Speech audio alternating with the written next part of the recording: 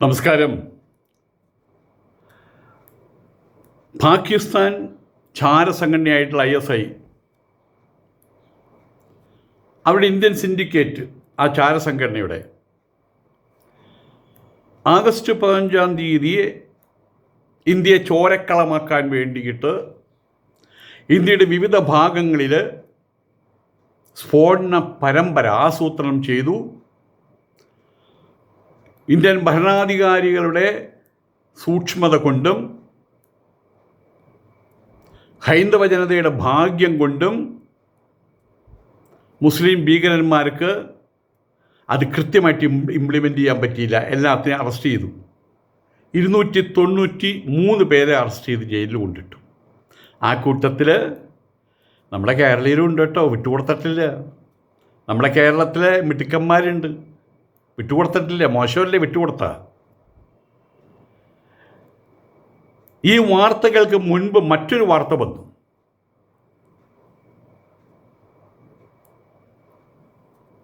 Pathanamthitta MP ആയിട്ടുള്ള ആൻ്റോ ആൻ്റണിയുടെ അടുത്ത സുഹൃത്തായിട്ടുള്ള അനുയായിയായിട്ടുള്ള ഒരു റെജി പൂവത്തൂർ, അദ്ദേഹത്തിൻ്റെ പോസ്റ്റാണ് വന്നത്.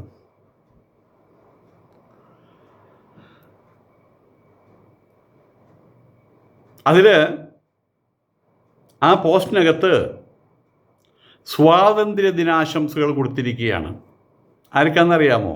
പാകിസ്ഥാന്. പാകിസ്ഥാൻ്റെ കൊടിയും ആ പോസ്റ്ററിലുണ്ട്. മാറിയ സാഹചര്യത്തിൽ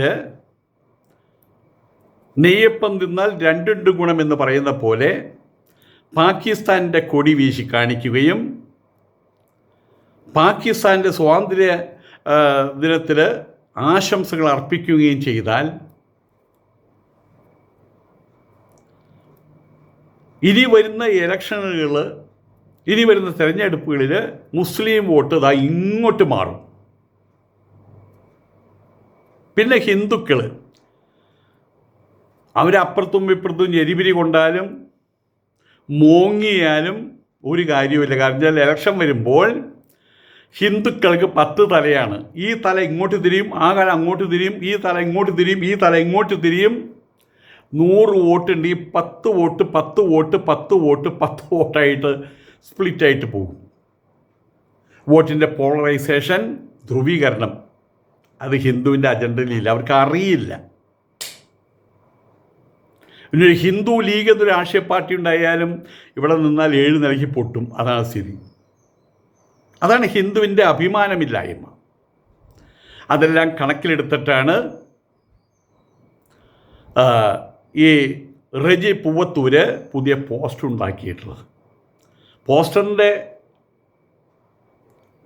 പ്രൊജക്റ്റ് ചെയ്ത് നിൽക്കുന്ന നിറം പച്ചയാണ് കേട്ടോ. പച്ചക്കൊടി, പച്ച ബോർഡ്. 7 വർഷം ജയിൽ ശിക്ഷ കിട്ടേണ്ടുന്ന ഒരു കുറ്റകൃത്യമാണ് ചെയ്തിട്ടുള്ളത്. പക്ഷെ അതിനാരെങ്കിലും കേസ് കൊടുക്കണ്ടേ?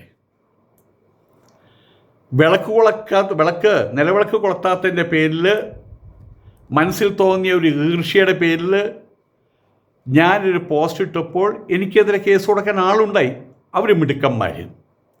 പക്ഷേ പാകിസ്ഥാന് വേണ്ടിയിട്ട്, പാകിസ്ഥാൻ്റെ സ്വാതന്ത്ര്യ ദിനത്തിന് ആശംസകൾ നേർന്നുകൊണ്ട് പാകിസ്ഥാൻ പതാക അടക്കം വെച്ച് പോസ്റ്ററിട്ട കോൺഗ്രസ് നേതാവ് റെജി പൂവത്തൂരിനെതിരെ ആര് കേസ് കൊടുക്കും? പോലീസ് കേസെടുക്കില്ല. കാരണം പോലീസ് ഇപ്പോൾ ജിഹാദി കേരളത്തിൻ്റെ പോലീസാണല്ലോ, പൂക്കി മേനോൻ്റെ പോലീസാണല്ലോ. 7 വർഷം ജയിൽ ശിക്ഷ കിട്ടേണ്ട കേസാണ്. ഇപ്പോൾ ഇവിടെ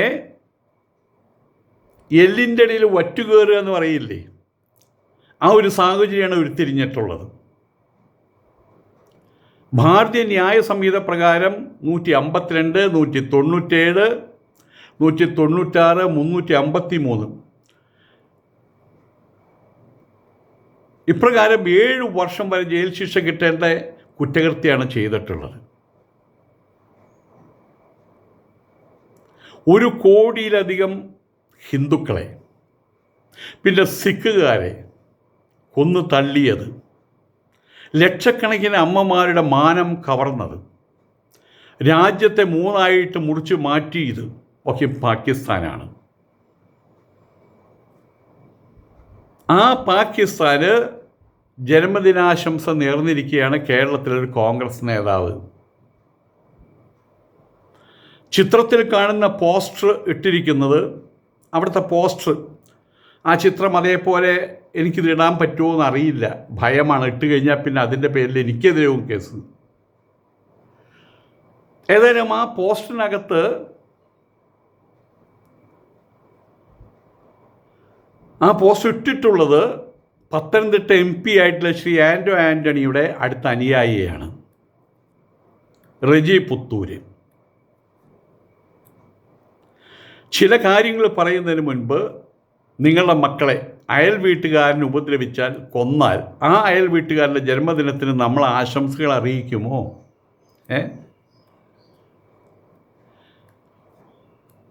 നമ്മൾ അമേരിക്കയുടെ സ്വാതന്ത്ര്യദിനത്തിന് ആശംസ അറിയിക്കാറുണ്ട്, UAEയുടെ അതിൻ്റെ ആശംസ അറിയിക്കാറുണ്ട്. പക്ഷെ പാകിസ്ഥാൻ്റെ നമ്മൾ ആശംസകൾ അറിയിക്കാറില്ല. കാരണം എന്താണ്? ശത്രുക്കളാണ്. ഇന്നലെയും പിടികൂടി 293 ആളുകളെ എന്തിൻ്റെ പേരിൽ? ഇന്ത്യയുടെ വിവിധ ഭാഗങ്ങളിൽ സ്ഫോടനം നടത്തി ഇന്ത്യയെ ഞെട്ടിക്കാൻ വേണ്ടി ശ്രമിച്ചതിൻ്റെ പേരിൽ. അത് പാകിസ്ഥാൻ ചാരസംഘടനയായിട്ടുള്ള ISISൻ്റെ ഇന്ത്യൻ സിൻഡിക്കേറ്റാണ് അത് ചെയ്തു വെച്ചത്. അവർക്കാണിപ്പോൾ ഇവരുടെ വക ആശംസകൾ അർപ്പിക്കുന്നത്. അപ്പം ഇവരും ആ സിൻഡിക്കേറ്റിൻ്റെ ഭാഗമാണ് എന്ന് തന്നെയല്ലേ വരുന്നത്? ക്രിസ്ത്യാനികളാണ് ആൻ്റോ ആൻ്റണിയും അയാളുടെ കൂട്ടുകാരനും. എന്തുകൊണ്ടാണ് ഇങ്ങനെ പറയുന്നത്? പാകിസ്ഥാന് മാത്രം ജയ് വിളിക്കരുത്, അല്ലെങ്കിൽ പാകിസ്ഥാന് ജന്മദിനാശംസകൾ നൽകരുത് എന്നുള്ള കാരണം എന്താണ്? പ്രധാനമായിട്ടും വിഭജനത്തിൻ്റെ ചോരക്കറ പുരണ്ട രാജ്യമാണത്.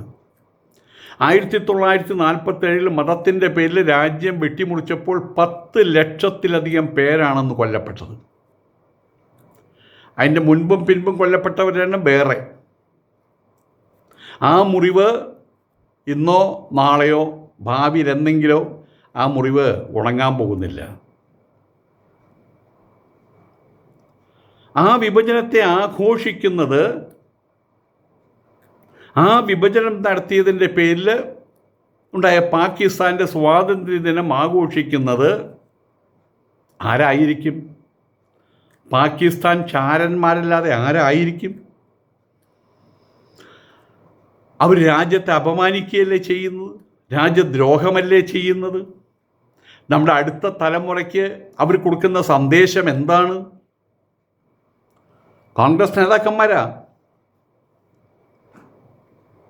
കേരളത്തിൻ്റെ ഇപ്പോഴത്തെ സാഹചര്യത്തിൽ അവർ പറയാൻ പോകുന്നത്, ഞങ്ങൾ ഇപ്പോൾ ഒരാളാണ് പാകിസ്ഥാൻ ആശംസ അറിയിച്ചിട്ടുള്ളത്, അടുത്ത പ്രാവശ്യം 10,000 കോൺഗ്രസ്സുകാർ അറിയിക്കും. ആര് എന്ത് ചെയ്യും? ഇവിടെ കേരളത്തിൽ അവർക്കെതിരെ ആർക്കും ഒന്നും ചെയ്യാൻ കഴിയാത്ത സാഹചര്യമാണ്. നമ്മളുടെ ജവാന്മാരുടെ ചോര 1948 ശ്രീനഗർ യുദ്ധം മുതൽ 1965, 71 കാർഗിൽ മുതൽ യുദ്ധമുണ്ടായ സംഭവങ്ങളാണ്. 71 പുൽവാമ വരെ, കഴിഞ്ഞ വർഷം നടന്ന പഹൽഗാം, മതത്തിൻ്റെ പേരും പറഞ്ഞ് ആളുടെ പേര് ചോദിച്ച് സെലക്ട് ചെയ്തിട്ട് അനിഹിലേഷൻ, ഭീകരാക്രമണം, അങ്ങനെ പലപ്പോഴായിട്ട് 50,000-ൽ പരം ഇന്ത്യൻ സൈനികരുടെ ജീവനാണ് പാക് സ്പോൺസർ ചെയ്തിട്ടുള്ള ഭീകര സംഘടനകൾ കൊണ്ടുപോയിട്ടുള്ളത്. സ്വാതന്ത്ര്യം കിട്ടിയതിന് ശേഷം അവരെയാണ് മതേതരത്വത്തിൻ്റെ പേരിലാണോ എന്തിൻ്റെ പേരിലാണെന്ന് അറിയില്ല ആശംസകൾ അറിയിച്ചിട്ടുള്ളത്. കാശ്മീരിലെ ഹിന്ദുക്കളുടെ കണ്ണുനീര്, കാശ്മീർ പണ്ഡിറ്റുകളുടെ കണ്ണുനീര്, ലക്ഷക്കണക്കിന് കാശ്മീരി പണ്ഡിറ്റുകളെ സ്വന്തം നാട്ടിൽ നിറക്കിവിട്ട് സ്വന്തവും ബന്ധവും നാടും വീടും അവർ വസ്തുവകകൾ കലാകാലങ്ങളാക്കി ഉണ്ടാക്കിയ വസ്തുക്കൾ ഒന്നുമില്ലാതെ അവരെ ഇറക്കി വിട്ടു. അവർ ഗംഗാ നദിയുടെ തീരങ്ങളിലും യമുന നദിയുടെ തീരങ്ങളിലും ഗംഗാ നദിയുടെ തീരങ്ങളിലും നർമ്മദ നദിയുടെ തീരങ്ങളിലും അഭയാർത്ഥികളായിട്ട് കുറേയൊക്കെ ഗവൺമെൻറ്റുകൾ സഹായിച്ച് കൂരകൾ പണിത് അഷ്ടിക വകമുട്ടാതെ ആ ചരിത്രം ഇന്നും ആ അധ്യായം അവസാനിച്ചിട്ടില്ല. ലക്ഷക്കണക്കിന് കാശ്മീരി പണ്ഡിറ്റുകൾ സ്ത്രീകളെ കൊന്നുകളഞ്ഞു, ബലാത്സംഗം ചെയ്തു കളഞ്ഞു, ക്ഷേത്രങ്ങൾ തകർത്തു.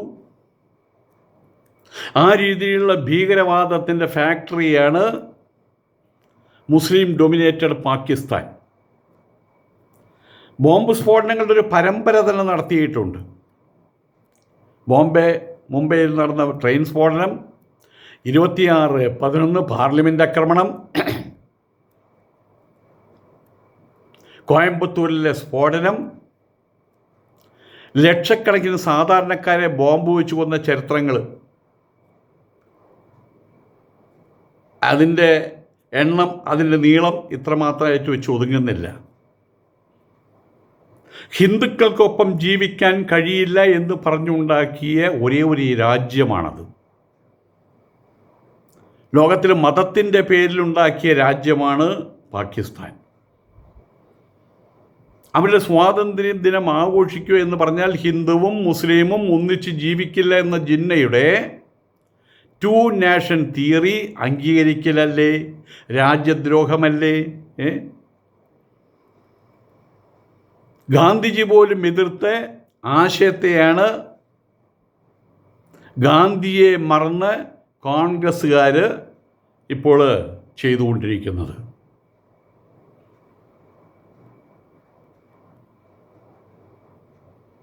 മുപ്പത് ലക്ഷം ബംഗാളികളെ കൊന്ന നരഹത്യ പരമ്പര. 1971 പാകിസ്ഥാൻ പട്ടാളം ബംഗ്ലാദേശിൽ 30 ലക്ഷം പേരെ കൊന്നൊടുക്കിയിട്ടുണ്ട്. 2 ലക്ഷം സ്ത്രീകളെ മാനഭംഗപ്പെടുത്തി. സ്വന്തം മതത്തിലുള്ളവരെ പോലും വെറുതെ വിടാത്തവരാണവർ. ഇവിടെ ഇത്രയും കാലം നമ്മൾ നിസ്സംഗരായിരുന്നു, ഒന്നും ചെയ്യാൻ കഴിവില്ലാത്തവരായിരുന്നു. ഇടയിൽ ഇന്ദിരാഗാന്ധി ഇടപെട്ട് കുറേയൊക്കെ അടക്കം വെച്ചതാണ്. എന്നിട്ടും അവശിഷ്ട മുസ്ലിങ്ങൾ ഇന്ത്യക്കകത്ത് നിന്നുകൊണ്ട്, അതാണ് ഏറ്റവും വലിയ സങ്കടം. പാഠപുസ്തകങ്ങളിൽ ഹിന്ദു വിരോധം മറയ്ക്കാൻ വേണ്ടിയിട്ട് കൊള്ളക്കാരെ മുഴുവൻ മഹാന്മാരാക്കി മാറ്റി. മഹാനായിട്ടുള്ള അക്ബർ, മഹാനായിട്ടുള്ള ഷാജഹാൻ,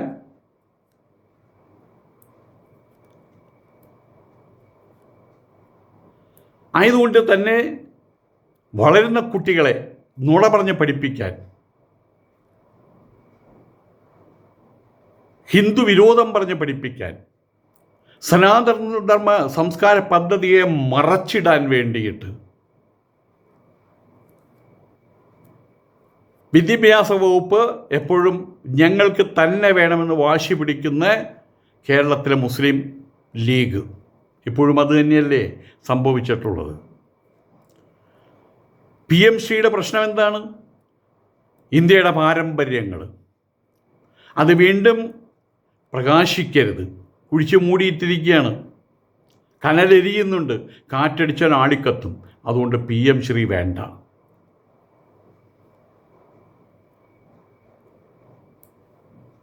പാകിസ്ഥാനിലെ സ്കൂളിലെ പുസ്തകങ്ങളിൽ ഇന്നും ഹിന്ദുവിനെ കാഫറാണ്, ശത്രുവാണ് എന്നൊക്കെയാണ് പഠിപ്പിക്കുന്നത്.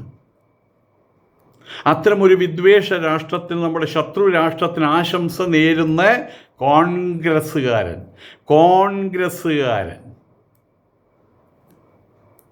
അതാണ് മതേതരത്വം, അതാണ് കോൺഗ്രസിൻ്റെ മതേതരത്വം. ഇന്ത്യയുടെ 78,000 ചതുരശ്ര കിലോമീറ്ററുകൾ കൈയടക്കി വച്ചിരിക്കുകയാണ്. നമ്മുടെ കാശ്മീരിൻ്റെ ഒരു ഭാഗം പാകിസ്ഥാൻ ഒക്കുപ്പൈഡ് കാശ്മീർ എന്നുള്ള പേരിൽ POK ആയിട്ട് ഇന്ന് അവർ കൈവശം വെച്ചിരിക്കുന്നു. നമ്മുടെ മണ്ണ് കയ്യേറിയവൻ്റെ ജന്മദിനം ആഘോഷിക്കാൻ കോൺഗ്രസ്. എന്തിനു വേണ്ടിയിട്ട്? മതേതരത്വം. എന്തിനു വേണ്ടിയിട്ട്? ഇവിടെയുള്ള മുസ്ലിങ്ങളെ പ്രീണിപ്പിച്ച് പ്രലോഭിപ്പിച്ച് വോട്ട് വാങ്ങിക്കാൻ.